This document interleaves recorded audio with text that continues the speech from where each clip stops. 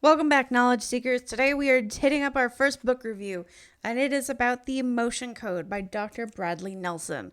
And this book is really interesting. So, this is a type of energy healing that you can do on yourself, on your loved ones, on your pets, and we're going to go into it today.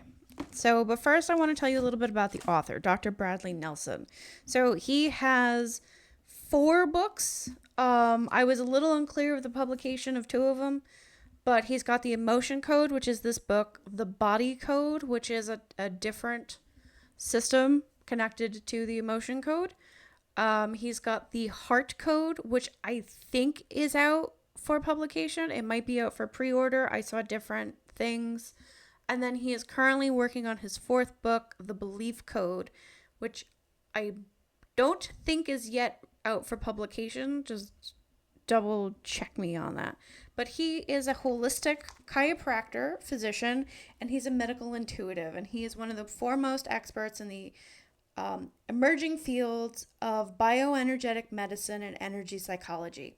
He's the founder and CEO of Discovering Healing and creator of 3 advanced energy healing certification courses that certify practitioners in the Emotion Code, the Body Code, and the Belief Code. And these energy healing methods are developed by Dr. Nelson, are now used by more than 14,000 practitioners in more than 80 countries across the globe. Dr. Nelson is also a very popular speaker. He speaks internationally around the globe. I know he does seminars. I'm not sure if they're teaching seminars or seminars to explain the different certification systems, but he does do a lot of seminars around the world. If you go on his website, you can check him out. He graduated with honors from the Life Chiropractic College West in San Lorenzo, California in 1988. And as a practicing holistic chiropractor, Dr. Nelson specialized in helping those suffering from chronic fatigue syndrome, fibromyalgia, and other difficult conditions, and helping patients from across the U.S. and Canada until he retired in 2004. In 1998, Dr. Nelson has lectured internationally on alleviating chronic and incurable diseases through energy work, restoring balance to the body through the 6 key elements. And in 2009, he channeled his life's work into a simple yet powerful self-study course known as the Body Code. It is not this book. So the way the system works is, at least from the practitioner I know that I've had sessions with, you start with the Emotion Code. The foundation is the Emotion Code. The Body Code, I believe, goes deeper into the Emotion Code and maybe looks at physical aches and pains, belief systems, or maybe that's the Belief Code. All 3 of the certification courses all basically loop in together. And so what's really great about this book is that it teaches you how to use the Emotion Code on yourself or those nearest and dearest to you. It does not make you a certified practitioner. Obviously, you have to take the course for that, but it does get you on the way to at least you can tend to yourself. The way the Emotion Code works is that we go through a lot of traumatic events in our life. And sometimes we are not allowed to process those emotions properly. Sometimes we just can't process those emotions properly because it's just one thing after another, and you probably end up in survival mode before you can really process. And this helps to clear those emotions that have become trapped in the body. And what trapped emotions do is they cause physical aches and pains. You might find chronic illnesses. You might find exacerbations to existing illnesses. You might find mental illness, emotional illness, relationship problems. Everything can come from a trapped emotion or can be traced back to a trapped emotion. So if you've ever had a Reiki session, you know what Reiki does is Reiki heals body, mind, and soul. And we start to try and clear out those blockages wherever they may be. And sometimes what ends up happening in a Reiki session is that instead of feeling physically better, it will target the emotional blockage and help you release that first. This helps you identify what the emotional blockage is and helps you to clear it. Now, emotions can become trapped from a lot of different events. It could be your own emotions that have become trapped. It can be inherited trapped emotions, family trauma that has carried down through the generations, or just simply from mom and dad or grandma and grandpa. Depends. And then they can be passed on to the next generation. So when you clear an inherited trapped emotion, you're not only clearing it from yourself, you're clearing it from children and grandchildren, parents, you're clearing it from the living and the dead and anyone else that's inherited it. So it could be you are also helping not only yourself, but siblings. You could be clearing it from cousins, nieces, nephews, whoever has inherited it. Another way that you can have a trapped emotion is something that you have carried over from another life. So you felt somewhere in your soul contract or in your negotiations for your past life that you did not properly face or deal with or learn enough from a specific emotion, and you brought it with you into this life. This will help you to identify that and clear it. You can also absorb emotions from other people. That doesn't really get discussed in this book. If it did, I don't remember. But that is something I know that has come up in my own session and the session of family members where it was like, oh, hey, you absorbed this from someone else. And we will do that, especially if you are a psychic or an empath. You will unintentionally absorb other people's pain because it's like, I don't want to see you dealing with that. Let me take it for you. Especially if you have empathic children. It could be something that happened in utero. It could be, mom was going through a traumatic event and the baby went through it. It could have been maybe there was a traumatic birth or baby came out and had needed extreme medical care upon birth. And that has caused trapped emotions, before we are really cognizant of what is going on in our life. What's another really cool thing is right now, Reiki you can use to work on pets. I've never really touched on that, but it is something you can use on your animals, and you can use this on your animals too. There are, I think, there's at least one chapter, but I feel like there are multiple chapters dedicated to working on your animals. And it can be your beloved pets. If you have livestock, you can use it on them. If you take in rescue animals, if you're a rehabilitator, if you work in a veterinarian office, you can use the emotion code on the animals around you and help free them from whatever trauma they may have experienced in their either very young lives or at any time in their existence with their humans or new humans if it's a rescue. And my copy's kind of a mess. Kind of a mess. Well, not really, but you can tell I really, I went to town and marked this up. You do have to do this from a place of love and forgiveness. Very much a place of love. So if you are working on someone, you have to take time to be able to set your ego aside. So make sure that you do a meditation beforehand. On his website, all of these links will be in the description for you. He does have a meditation that his wife narrates, and you can use that beforehand if you have specific meditations that you like to do. We read this for our spiritual book club. We do like 2 books a summer, and this was one of the books we chose. And we listened to the meditation, and then we did our own separate meditation that we would usually do for like medium circle. And that was how we did it, because you need the ego to step aside in order for your body or the person that you're working on, their body, to tell you what's wrong. And you also have to do this from a place of extreme love, from unconditional love, rather, not extreme love, but a place of unconditional love and unconditional caring. So if I don't want to say if you've got some self-love issues, this is going to help you with that. It will actually help you with self-love issues. It also goes into the fact that a lot of people have what's known as a heart wall. And this is where we find relationship problems, whether it's with family, with friends, with our love life.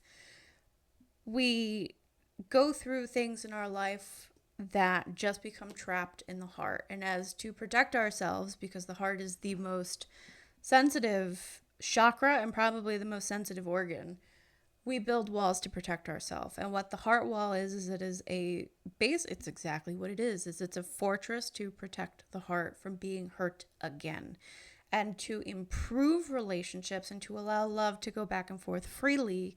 You need to clear this. I have seen this in Reiki. I have seen it as a shamanic practitioner.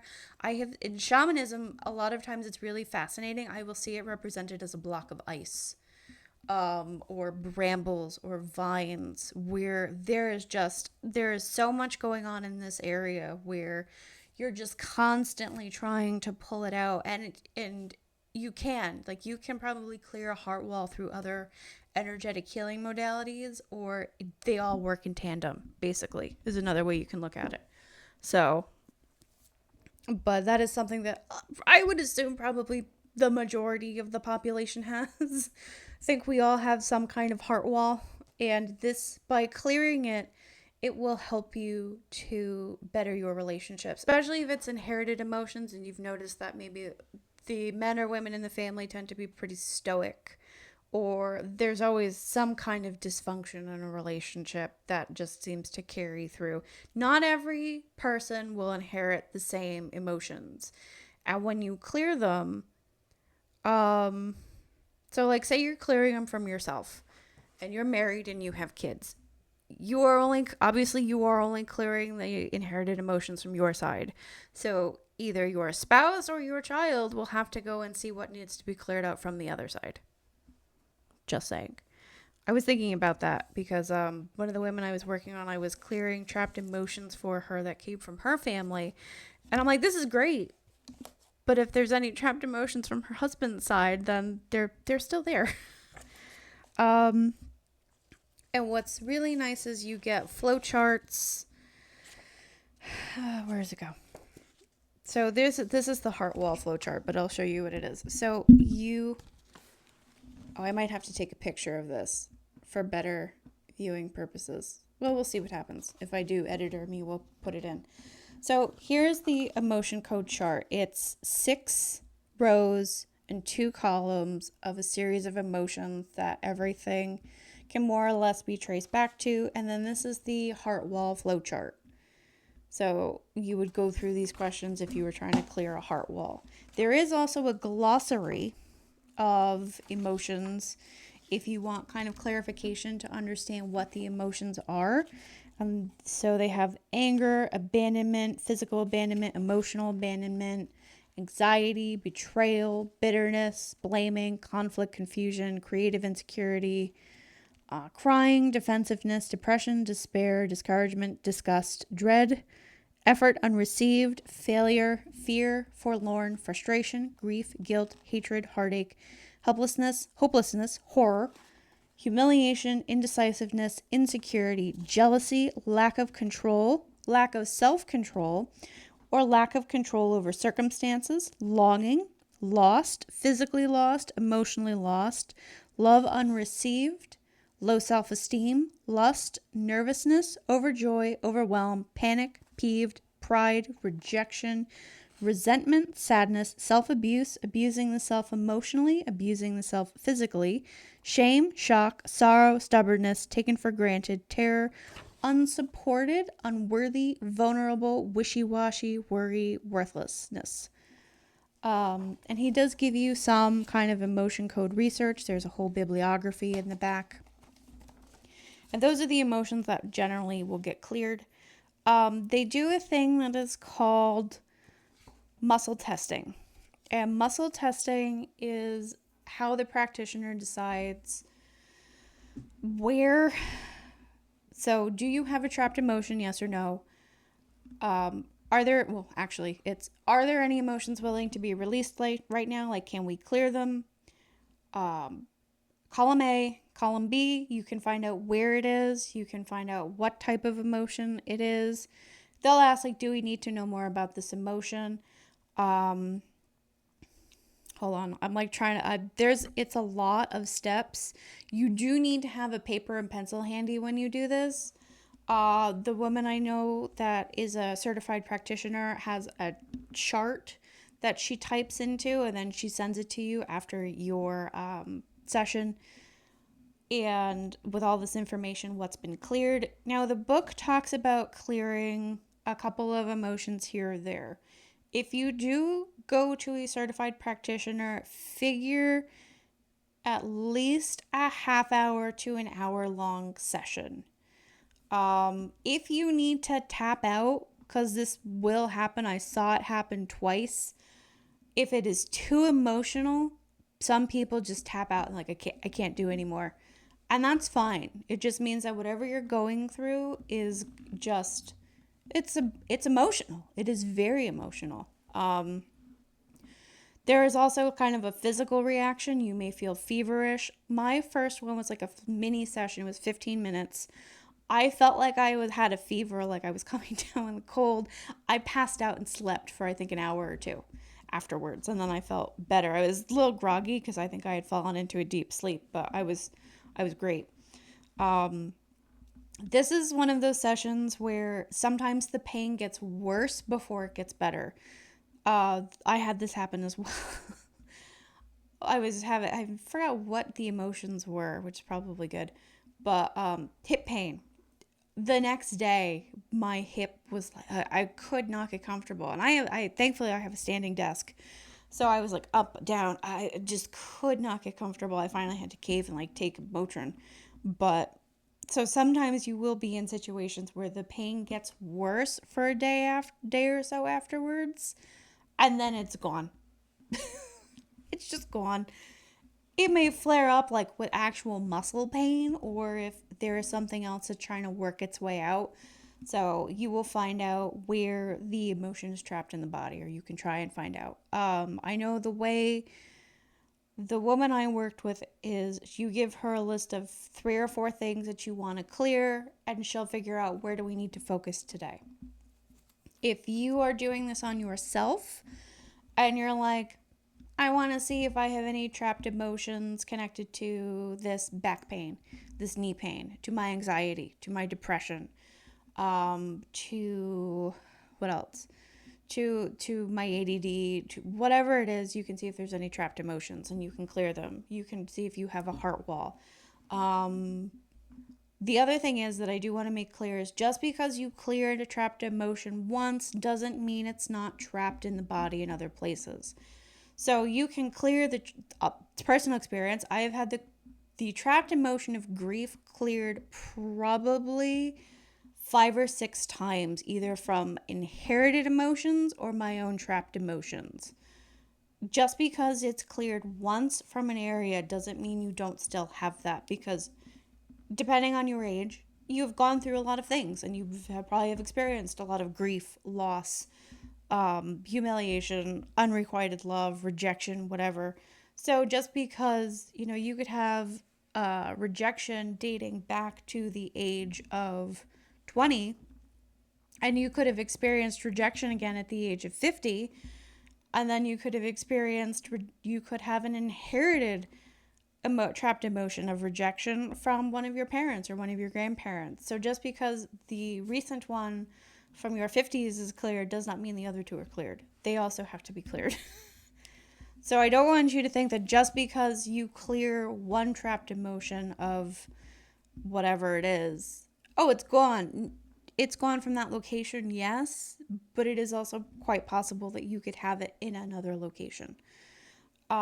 You could have a trapped emotion of failure connected to foot pain and then have failure pop up again in a heart wall. So I just kind of want to make that kind of clear. It's never a one and done.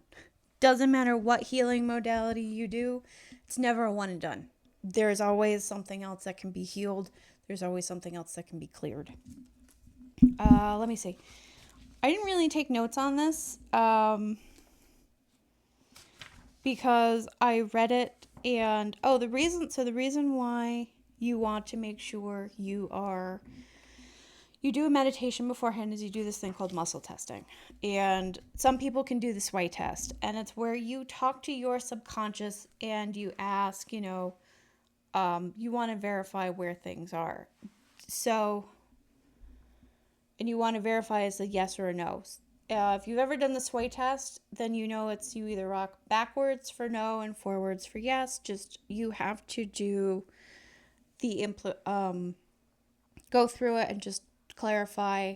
He goes through it a lot. He'll say, think of the emotion of love and see which way you go. Think of the emotion or think of war and then see what happens. And that can be for like muscle testing. So it's like you hold your arm here and you think of love and it should stay strong. You think of war and it should go down. You can do like a ring test. So if it's a no, it should slide right through. If it's a yes, you should have some tension trying to separate your fingers. When I was doing it's funny, I didn't have this problem when I was doing it on myself. But when I was doing it on other people, I was taught when you do the sway test, and this may hold true for muscle testing, try it on yourself to see. When I was taught, I was told you have to say things as a statement, not a question, not always as a question. So say, is it in is the trapped emotion in column A? You may get kind of a wishy-washy answer. Is it in column B? Wishy-washy answer. State in a statement, the trapped emotion is in column A. See what happens. The trapped emotion is in column B. See what happens. Do we need to know more about this emotion? Obviously, it's a question. So you might find yourself drifting back and forth between statement, question, statement, question. But that's fine. Everyone's subconscious is going to work a little bit differently, but that is what you are working in. You are working in the subconscious mind, which is why you need to make sure the ego is checked out. And if you feel like you're starting to get tired or the person is starting to get tired, then you just end the session. If you find that you are having a problem muscle testing, make sure you're not dehydrated or the person that you're working on is not dehydrated, because dehydration will affect the muscles. So that's another thing. Make sure everyone is properly hydrated, properly, got enough sleep. They do discuss the meridians here. Now, you can use so if you're doing this on yourself and you're doing this on your own and you're buying the book, you've bought the book and you're interested, you can use magnets. My teacher was drawn to use magnets, and I ended up needing to use them on one of the women I was working with. Doing it with myself, I didn't use magnets, and the woman I know that does it, I've never seen her use magnets. You may find that if you are doing this on yourself and you are an intuitive, you may find that you are drawn to different methods for different people. So for some people, you may feel like, I don't need a magnet. I don't need no stinking magnet. Sorry, I couldn't help it. And you just clear it. Then you might go to someone, or someone might be having a lot of pain, and you take the magnet and you clear them. This is actually how you clear them. You run it. You run your hand down as best you can down your own back or down their back. It's down the what's that meridian? I just saw it in the book, and I know I've done this before. It's like the main meridian that's through the body. And now I'm not going to find it because is it on one of my sticky? Hold on, let me see. Did I have enough forethought to? No, I don't think I did. I don't think. Is it this one? It looked like it was around a sticky note. The governing meridian. So it's this meridian that runs down the center of the body. It runs basically throughout the body, front and back.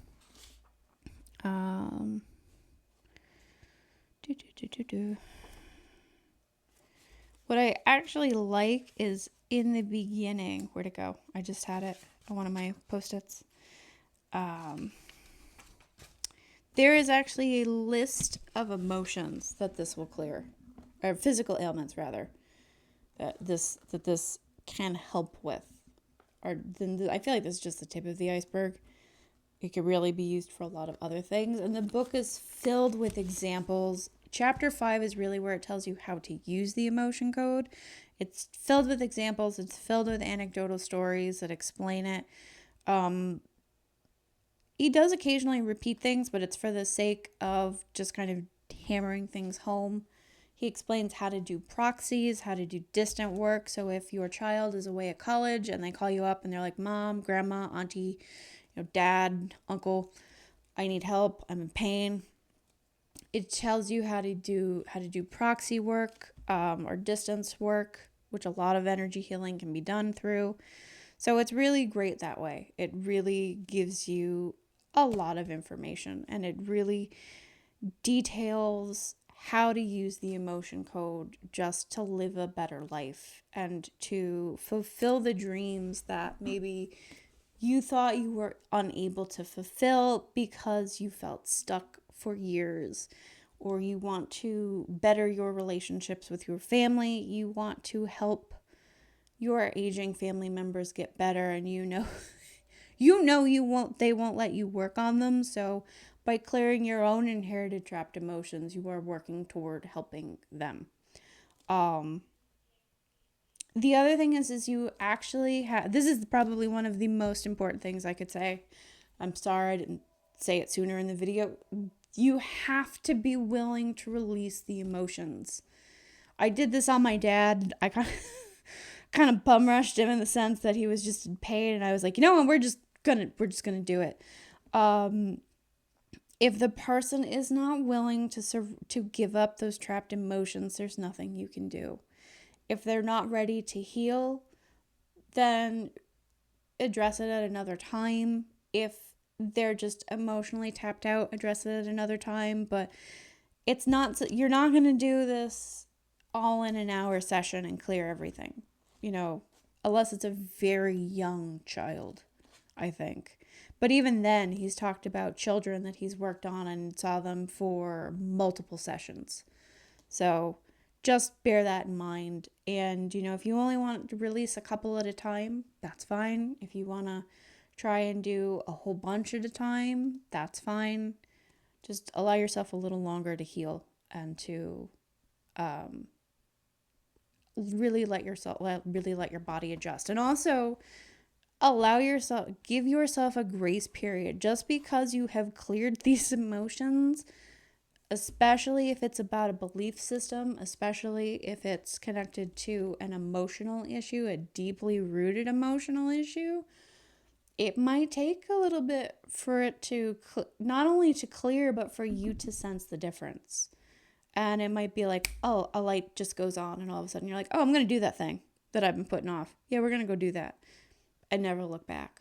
So I wish you the very best, my friends. I really sincerely hope this helps you. I really would love it if you check it out. If you are not sure about doing it on yourself, you can look for a practitioner in your area. I will post that link where you can find practitioners in your state, in your country, in your area. And I really do wish you the very best, and I wish you happy healing and good luck.